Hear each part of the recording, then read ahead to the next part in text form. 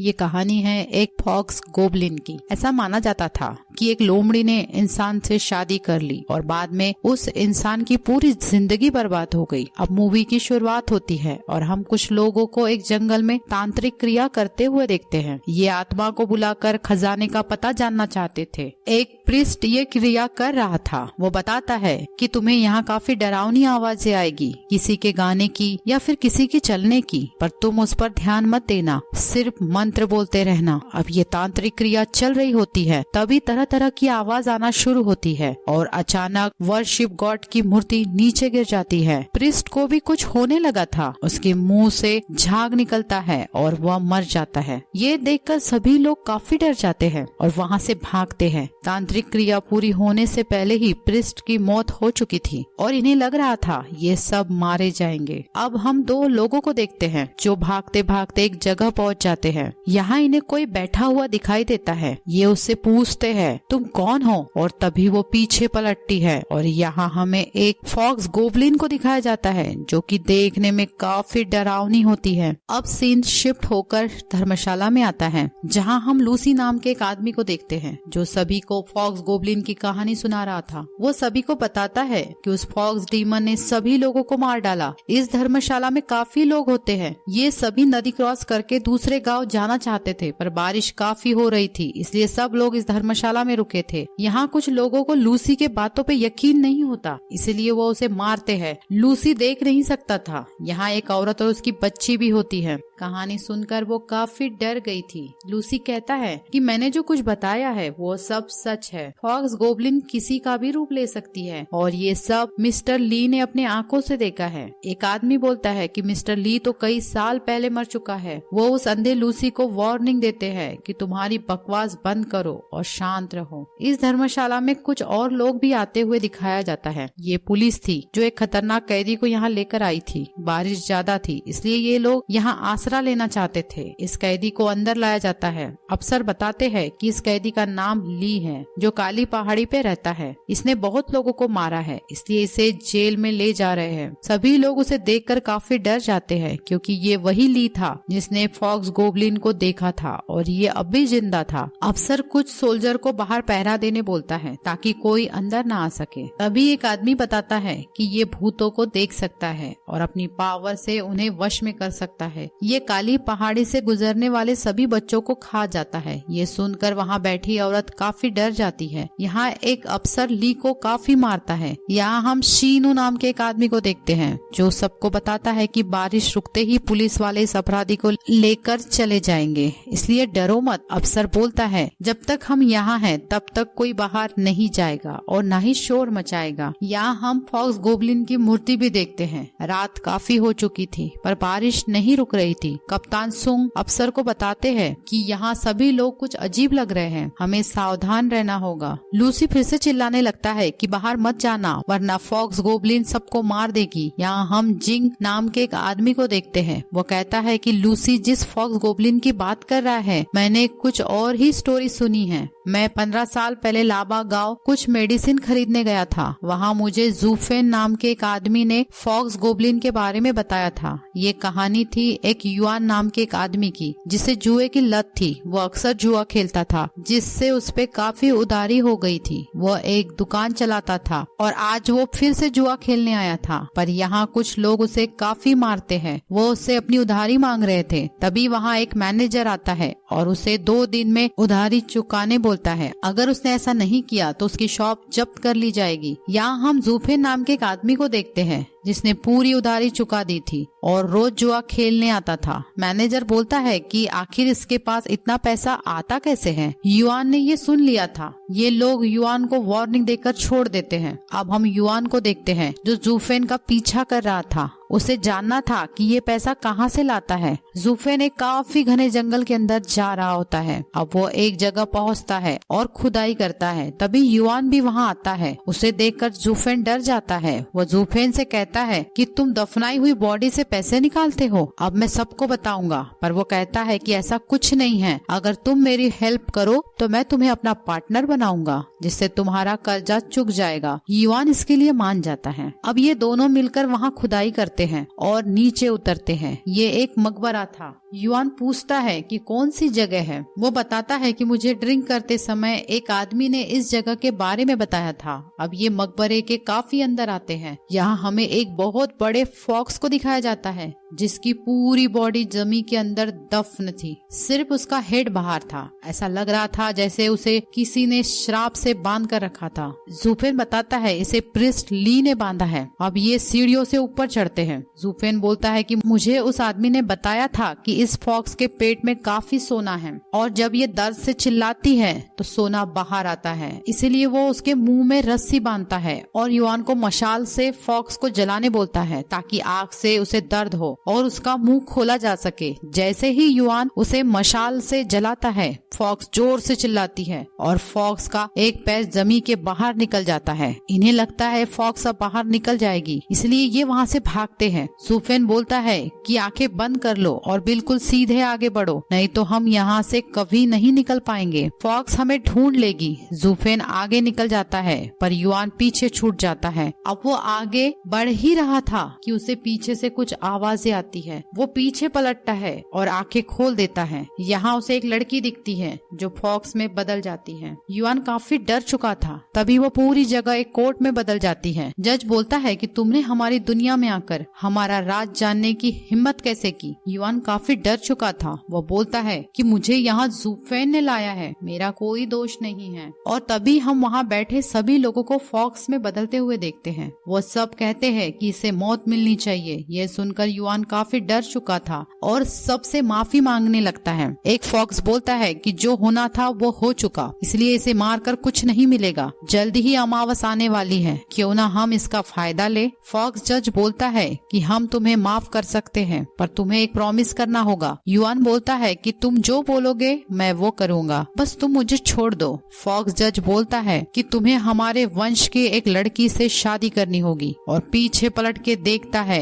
ये एक fox demon होती है। अब हम युआन को देखते हैं जो गाजे बाजे के साथ शादी करके डोली अपने घर में ला रहा था। सभी गांव वालों को आश्चर्य होता है कि युआन ने अचानक शादी कर ली। युआन काफी दुखी और नाराज लग रहा था। सभी गांव वाले उसकी वाइफ को देखना चाहते थे। अब वो डोली के पास पहुंचता है। सबको लगता है कि दुल्हन आएगी, पर ये एक मेमोरियल स्टोन था जो कि किसी की याद में कब्र पे लगाया जाता था। ये देखकर गांव वाले चौंक जाते हैं और उसका मजाक उड़ाते हैं। अब कहानी प्रेजेंट में आती है। लूसी बोलता है कि हाँ शायद ऐसा ही हुआ होगा, पर तभी एक आदमी बोलता है कि तुमने कहा था कि ये स्टोरी तुम्हें खुद जूफेन ने बताई है। पर तभी क्रिमिनल ली चिल्लाता है और बोलता है कि ये कहानी गलत है। तब अफसर बोलता है कि सच क्या है, तुम हमें बताओ। वो कहता है कि मैं युआन को कभी नहीं भूल सकता। 15 साल पहले मैंने संन्यास लिया था और अपने गुरु के साथ हर राज्य में भ्रमण किया था। मेरे गुरु में आध्यात्मिक शक्ति थी। उन्होंने राज दरबार में भी काम किया था। वो बहुत शक्तिशाली थे। उस रात हम लाबा विलेज से गुजर रहे थे। हम काफी थक चुके थे। अब हम ली और उसके गुरु को देखते हैं। यहाँ इन्हें धर्मशाला दिखाई देती है। ली बोलता है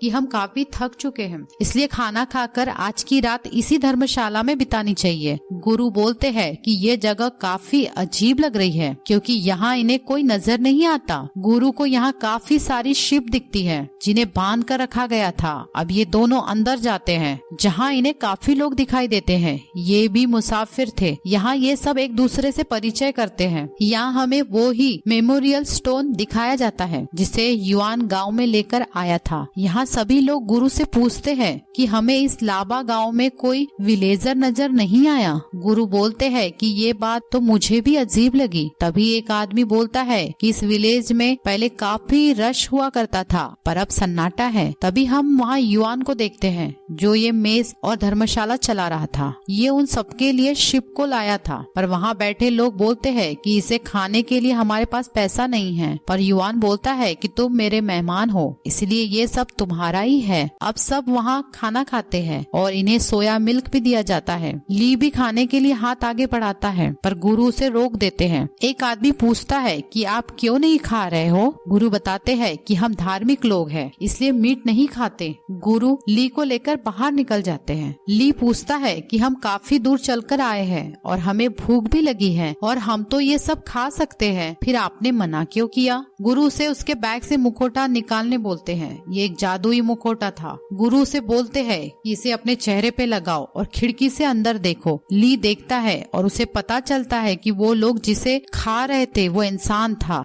अब वो उस जगह देखता है जहाँ शिप को बांध कर रखा था। ये शिप नहीं बल्कि इंसान थे। ये देखकर ली काफी डर जाता है। गुरु उसे बताते हैं कि जिन शिप को यहाँ बांध कर रखा गया है वह सब विलेजर है, मतलब यहाँ डीमन है। ली पूछता है कि अब हम क्या करेंगे? गुरु बोलते हैं कि आज की रात हम यहीं रुकेंगे और देखेंगे कि यहाँ होता क्या है। गुरु यहाँ एक चाकू को मंत्र से जागृत करते हैं और इसे ली को दे देते हैं। ली पूछता है कि डीमन सभी लोगों को शिप में क्यों बदल रहा है? गुरु बताते हैं कि डीमन हर रात को एक हार्ट खाते हैं जिससे उन्हें पावर मिलती है। वो हमेशा जवान रहते हैं। तभी इनके रूम में कोई आता है। ली उस पे हमला करता है पर रुक जाता है और पूछता है कि तुम यहाँ क्यों आए? वो कहता है कि यहाँ सोने के लिए सिर्फ यही जगह है और बताता है कि मैं पुलिस हूँ, मेरा नाम जिम है और यहाँ ये पता लगाने आया हूँ कि लाबा विलेज के लोग गायब कहाँ हो रहे हैं। मुझे इस धर्मशाला के ओनर पे शक है। तभी उसे वोमिटिंग होने लगती है। गुरु बोलते हैं कि अच्छा हुआ तुमने सोया मिल्क नहीं पिया। ली रूम के बाहर देखता है। उसे युआन एक शिप को घसीटते हुए लेकर जाते हुए दिखता है। ये शिप नहीं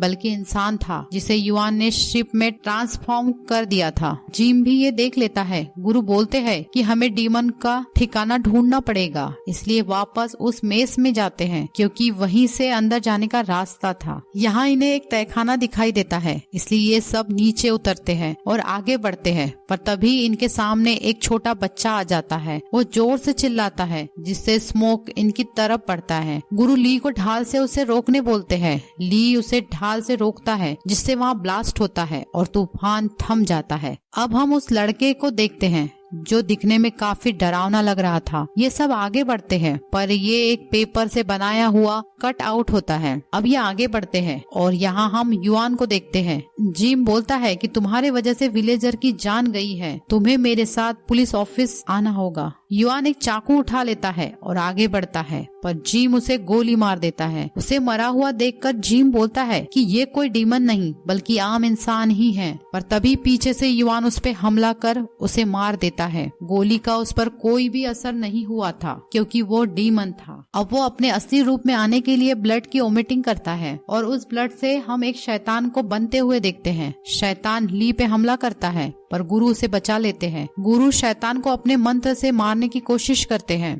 और जल्दी से उस कमरे से बाहर निकलते हैं। अब वो अपने मंत्रों से उस दरवाजे को बांध देते हैं ताकि शैतान बाहर ना आ सके। पर शैतान दरवाजे के साइड से बाहर आता है और अपने शेप में आने लगता है। गुरु समझ चुके थे कि ये डीमन बहुत पावरफुल है और इसे खत्म करना पॉसिबल नहीं होगा, इसीलिए वो ली को वहाँ से भागने बोलते हैं। यहाँ गुरु और शैतान में काफी लड़ाई होती है पर शैतान गुरु पे भारी पड़ रहा था। ली वहाँ से भागकर बाहर आ रहा होता है। ये लड़ाई काफी देर तक चलती है। अब गुरु भी बाहर आते हैं। वो घायल हो चुके थे। वो बताते हैं कि शैतान को 5 लेयर वाली स्किन है। मैंने अपनी पूरी पावर लगा दी पर सिर्फ 3 लेयर को निकाल पाया, पर वो भाग गया। मेरी बात ध्यान से सुनो। शैतान की स्किन की हर लेयर 5 साल के पावर को रिप्रेजेंट करती है। मैंने उसके स्किन की 3 लेयर निकाली है। उससे वो वापस लेने में 15 साल लग जाएंगे, पर उसने तुम्हें देख लिया है और 15 साल बाद वो तुम्हें जरूर ढूंढ लेगा। इसलिए तुम्हें अब विद्या हासिल करके पावरफुल होना होगा। और यहाँ गुरु मर जाते हैं। अब कहानी आती है प्रेजेंट में। ली बोलता है कि मेरे पास भागने के अलावा कोई रास्ता नहीं था। पावरफुल बनने के लिए मैंने तंत्र विद्या का सहारा लिया, जिसके लिए मुझे काफी लोगों की बलि चढ़ानी पड़ी। और आज 15 साल पूरे हो चुके हैं और आज वो फॉक्स डीमन जरूर आएगी। तभी इन्हें बाहर किसी के गाने की आवाज सुनाई देती है। ये सब काफी डर जाते जाते हैं। सीनू फॉक्स गोबलिन की मूर्ति के सामने बैठकर प्रे करता है, पर तभी उसे कुछ होने लगता है और वो मर जाता है। सब लोग काफी डर चुके थे। ली बोलता है कि इसका मतलब डीमन आ चुका है, वो किसी का भी रूप ले सकता है, मतलब वो हम में से कोई एक हो सकता है। अब कोई नहीं बचेगा, हम सब मारे जाएंगे। अचानक से खिड़की खुलती है। अफसर भी डर चुका था। वो ली को बोलता है कि अगर मैं तुम्हें आजाद करूं तो क्या तुम उस डीमन को मार सकते हो। ली इसके लिए मान जाता है, पर तभी वो लेडी जो अब तक चुप बैठी थी जोर से चिल्लाती है कि उसे मत छोड़ो। ली बोलता है कि यही डीमन है, पर वो बोलती है कि ये झूठ बोल रहा है। अफसर बोलता है कि तुम ली को कैसे पहचानती हो। वो बोलती है कि मेरा नाम जोया है और मैं लाबा गांव से ही हूँ। और ली जैसा बता रहा है युआन वैसा नहीं था, बल्कि ली हमारे गांव में तंत्र मंत्र करके भोले भाले गांव वालों से पैसे ऐंठता था। युआन एक सच्चा और भोला इंसान था। वह गांव वालों की हमेशा मदद किया करता था। सूखे के कारण जब फसल नहीं हुई तो उसने 3 साल तक गांव वालों को अनाज बांटा। उसकी शादी गांव में रहने वाली एक लड़की से हुई थी। उसका एक बेटा भी था। उसी गांव में जूफेन भी रहता था। उसे जुए की लत थी और वो हमेशा युआन से उधार लेता था, पर युआन के दोस्त टीनू को पता था कि सब युआन का फायदा उठाते हैं। ली भी जुआ खेला करता था, इसलिए वहाँ के मैनेजर ने ली और जूफेन को वार्निंग दी थी कि अगर पैसा वापस नहीं लौटाया तो दोनों को मार दूंगा। अब जूफेन और ली दोनों युआन के घर पैसे मांगने जाते हैं ताकि वो अपना कर्जा उतार सके, पर टीनू उन्हें वहाँ से भगा देता है। इसलिए ये अब एक प्लान बनाते हैं और जोया के घर आते हैं। जूफेन बोलता है कि हमें पता है तुम युआन से प्यार करती हो, हमारे पास एक प्लान है। हम उसके बीवी टीना और उसके बच्चे को किडनैप करेंगे और काली पहाड़ी पे लेकर जाएंगे जहाँ फॉक्स गोबलिन है। फॉक्स गोबलिन उसे मार देगी और तुम यहाँ युआन से शादी कर लेना और हमें पैसा देना, जिससे हम सब खुश रहेंगे। अब ये दोनों युआन की बीवी और उसके बच्चे को किडनैप कर लेते हैं और काली पहाड़ी की तरफ निकलते हैं। काफी दूर चलने से ये थक चुके थे, इसलिए ये रेस्ट लेते हैं। दूसरी तरफ हम युआन को देखते हैं जो सभी विलेजर के पास जाकर मदद मांग रहा था, क्योंकि जोया ने उसे बताया था कि उन्हें काली पहाड़ी पे कुछ लोग ले गए हैं। पर काली पहाड़ी का नाम सुनकर कोई उसकी मदद नहीं करता, पर उसका दोस्त टीनू बोलता है कि तुमने मेरे लिए काफी कुछ किया है, इसलिए मैं तुम्हारे साथ चलूंगा। तभी कुछ गांव वाले भी उसका साथ देने आते हैं। अब ये सब जंगल में बिखर जाते हैं ताकि युआन की वाइफ को ढूंढा जा सके। दूसरी तरफ हम युआन की वाइफ को देखते हैं जिसे होश आ चुका था। वह जूफेन को मारती है और वहाँ से भागती है। जूफेन और ली उन्हें पकड़ने जाते हैं, पर जूफेन उसे पकड़ लेता है और उसे मारने लगता है। तभी टीनू भी वहाँ आता है और टीना को बचाने की कोशिश करता है, पर ली उस पे हमला कर देता है। यहाँ ली और टीनू में काफी लड़ाई होती है। जूफेन ने टीना को मार दिया था, अब वह टीनू पे हमला करता है। टीनू जूफेन को काफी मारता है, पर ली उस पे हमला कर देता है। तभी हम वहाँ कुछ लुटेरों को देखते हैं। टीनू उनसे मदद मांगता है, पर जूफेन बोलता है कि वो औरत मर चुकी है, वह काफी अमीर है और मैं उसका पता बता सकता हूँ। तभी युआन का बेटा जूफेन को जोर से काटता है, इसलिए गुस्से से जूफेन उसे पहाड़ी के नीचे फेंक देता है। टीनू काफी गुस्सा होता है और जूफेन को लेकर पहाड़ी से नीचे कूद जाता है। ली इन लुटेरों की टोली में शामिल हो जाता है और वहाँ से चला जाता है। युआन भी यहाँ आ चुका था। टीना को मरा देखकर वो काफी रोता है। उसकी बॉडी को दफनाकर मेमोरियल स्टोन वो अपने घर लेकर आता है। अब कहानी प्रेजेंट में आती है। ली बोलता है कि ये झूठ बोल रही है, ये डीमन है, और मंत्र बोलना शुरू करता है। तभी एक अफसर जोया की तरफ बढ़ता है, पर उसे कुछ होने लगता है और वो मर जाता है। ये देखकर सबको यकीन हो जाता है कि जोया ही फॉक्स गोबलिन है। ली एक अफसर के पास से रिवॉल्वर लेता है और जोया को गोली मार देता है, और यहाँ 2 अफसर बाकी सोल्जर को गोली मार देते हैं। इनफैक्ट ली ने इस अफसर से डील की होती है, अगर वो उसे छोड़ देगा तो वो उसे काफी धन देगा जो उसने लोगों से लूटा था। अफसर वहाँ के सभी लोगों को बोलता है